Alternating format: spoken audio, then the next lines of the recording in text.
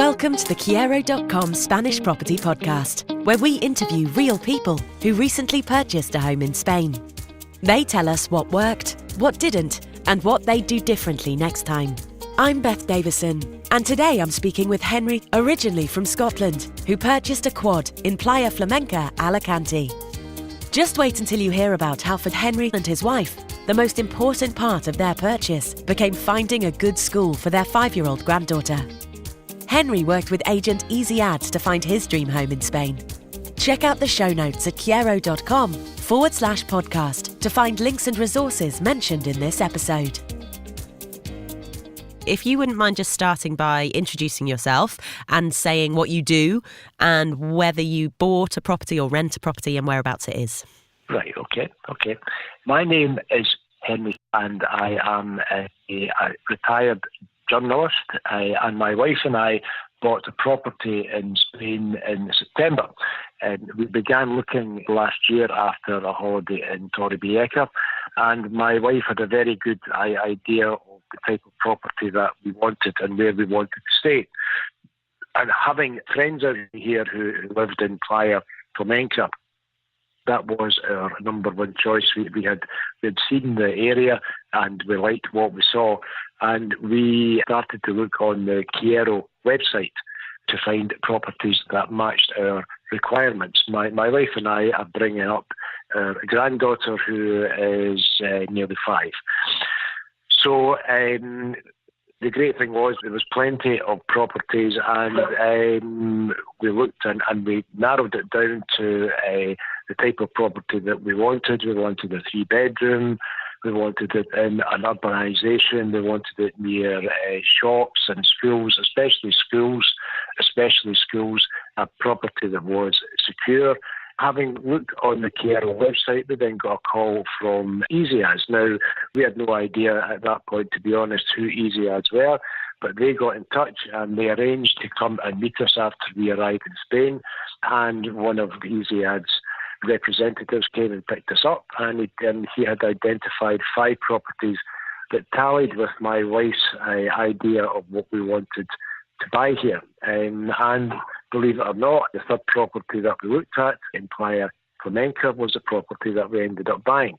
It's obviously a daunting prospect buying a new house at any time, but buying a new house in a different country is something that's almost off the scale. However, we found that with Easy Ads that they did make it quite simple for us. They provided us with lots of information. They provided us with plenty of backup. They provided us with legal advice with their in-house lawyer. And the whole process, although it was nerve-wracking, of course it is, we completed the deal within 7 weeks of having seen the property, and we moved into the property on September the 15th of this year, and we've been living here ever since, and it was a great choice. Everything has been remarkably smooth. We're still going through the process of getting residency here in Spain, but the way that we've been treated and the way that we've been looked after has been absolutely terrific. That's amazing. So the whole thing kind of spawned from a holiday and falling in love with the area? It did, yes. And so was it the kind of location? Is it the weather? What is it that drew you to that part of Spain? Okay, my wife and I have always wanted to spend more time in Spain, but when we took on our granddaughter, that changed the circumstances, and it also changed what we needed to have. The priority became education, and again with Easy Ads, 2 of the people who worked at Easy Ads had sent or are sending their children to the school that we eventually chose to send our granddaughter to. So why did we come to live here? We wanted a different way of life. I retired finally in April of this year, and we wanted to enjoy the benefits of better weather, a more family-friendly society, and we wanted to give our granddaughter the opportunity to be brought up in a bilingual environment. And what an incredible opportunity that is as well. So your agent actually gave you kind of first-hand experience and help because people working there had kids of their own? Absolutely. The advice that we were getting wasn't something that was coming from a tourist guide. It was actually practical, on-the-ground experience of people who had trusted a specific school to give their children the sort of education that they wanted, given that the children, their original language wasn't Spanish. With one, it was German, and with the other, it was English. So it gave us the idea to look at that school. We, in turn, went to see the school. We were absolutely enthralled by it, and our granddaughter has been going there. She absolutely loves it. She's settled in fantastically well. Her friends are all Spanish. She's speaking a little bit of Spanish now, and it's just beyond our wildest dreams. And that, at the same time, we have settled into the house so well. My wife has done a great job in terms of putting her own sort of personal touches to it. So it's gone from the idea originally that we had of spending part of the year in Spain when it was just my wife Leslie and I, and it's now gone to spending our life here, and we have absolutely no regrets about having moved here, and the lifestyle is actually better than we thought it would be. Not only the benefits of the weather, but Spain offers so many other different things in terms of culture. It's just terrific. So we have landed on our feet and we're absolutely delighted. That's so great. And if she's only 5, she's starting right at the beginning of it. She must be, going into year 1 or something. And it's just the perfect time. She is, yeah. The age ranges for schooling, for education in Spain are slightly different from that in the UK. So she's still at what would be the equivalent of like half into nursery, half into primary 1. So next year she'll start, in essence, primary 1 here in Spain. But as I say, she has settled in so well, and now has Spanish friends, and she speaks a little bit of Spanish, and they speak a little bit of Scottish, so it's quite good, really.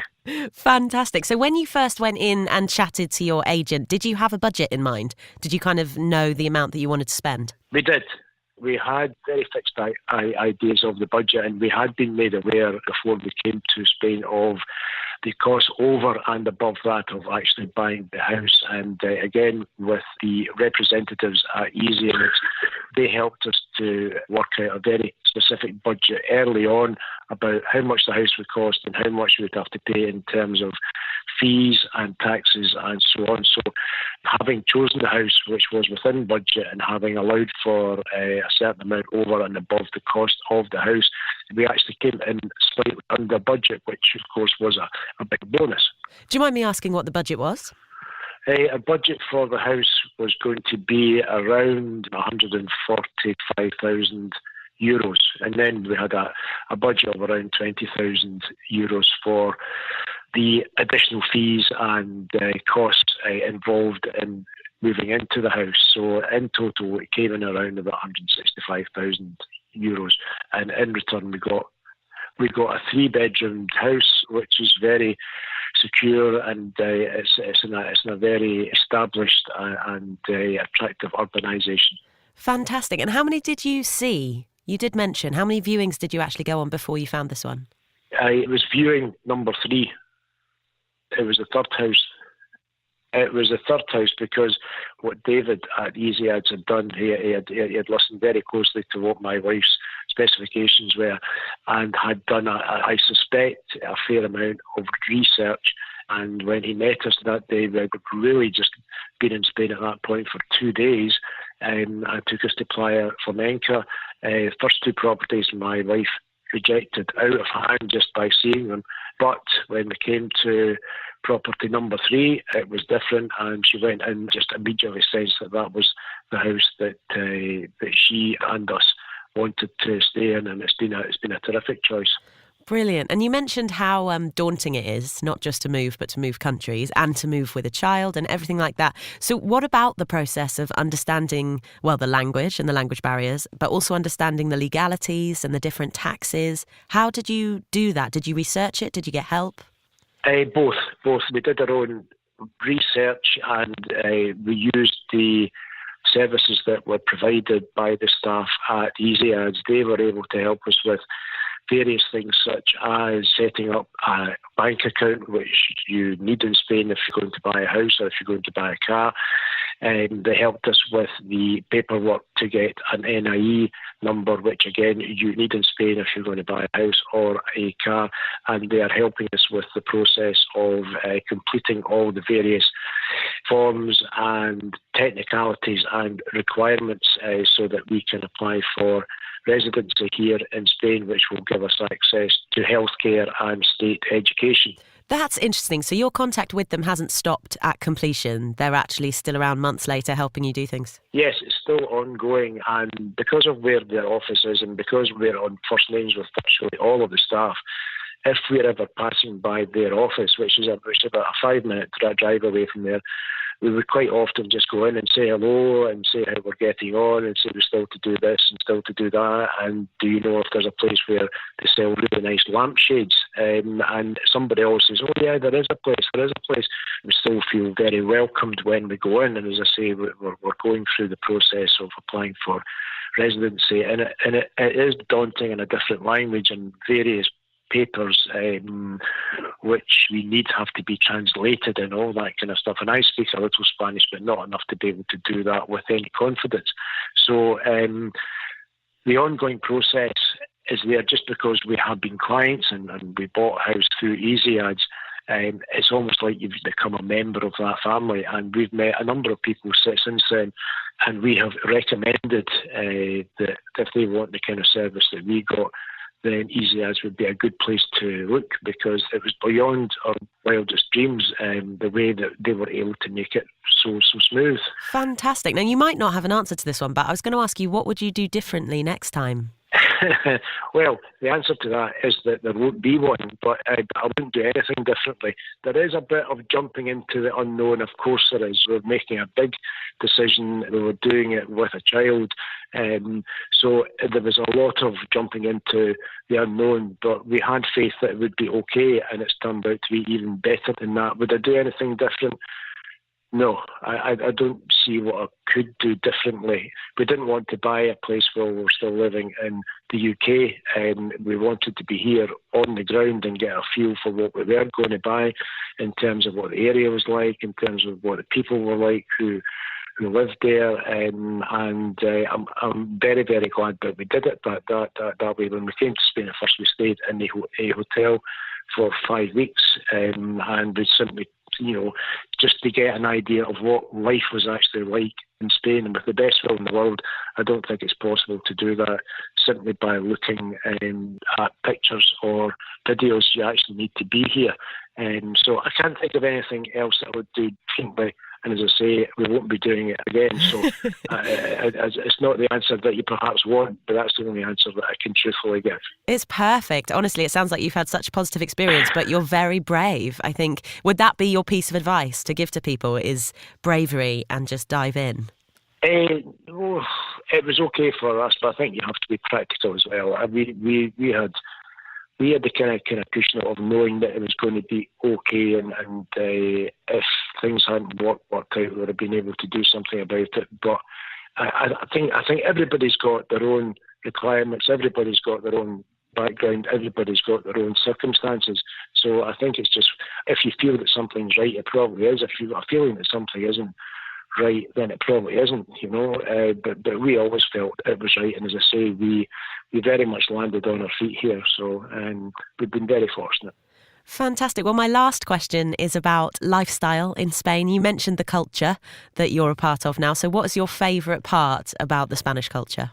It's laid back, it's not so hectic, it's more family aware. There's a very strong sense of family when you go out for meals. It's quite often you'll be sitting next to a table, and it's the 3 generations. It's children, it's their parents, and it's the grandparents, and that's a fantastic thing to see. And I think that the children here grow up with a greater sense of family, and I think that's a good thing, and it will be a good thing for our granddaughter to grow up with as well.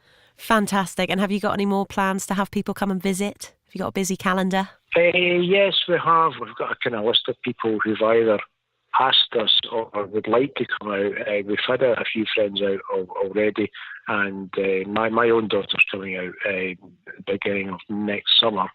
To be honest, it's okay people asking to come out, but it's quite disruptive to family life. So we're more than delighted to see people, and as long as they stay nearby, it's okay. But it's not so good when you've got a child who has to be out of the house to go to school by 8:30 in the morning. So and she can be a bit hostile about getting up out of bed. Like, I don't want to get up. I want to stay in bed.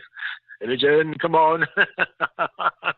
Fantastic. Thank you so much for chatting to us. We got everything that we needed. And thank you too. Brilliant. You have been wonderful. Thank you, Henry. Have a lovely day. Thanks very much. Okay, enjoy your day. Bye-bye just now. Cheers. Bye. Bye. Thank you for listening. And thanks to Henry for sharing his experiences, and to Easy Ads for their help to make this episode possible. I particularly like how much Henry got to know the people at the agency, to the extent where he got recommendations for his granddaughter's school, and how for him and his family, it was both bravery and practicality that made the purchase possible. If you liked what you heard, you can search this agent's properties and more on Kyero.com. Don't forget to subscribe to the podcast so you never miss an episode. This podcast is produced by Kyero.com, and our mission is to connect you with estate agents and properties throughout Spain.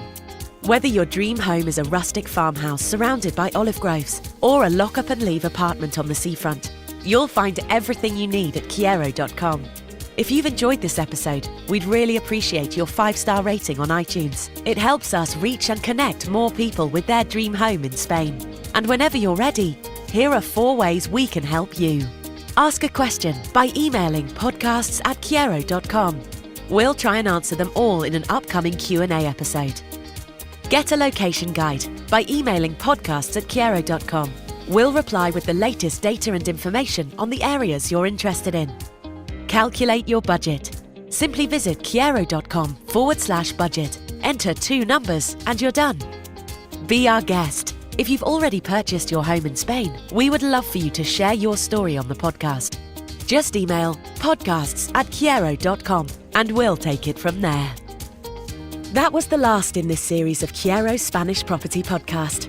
A big thank you to all of the participants and agents who made this series a success.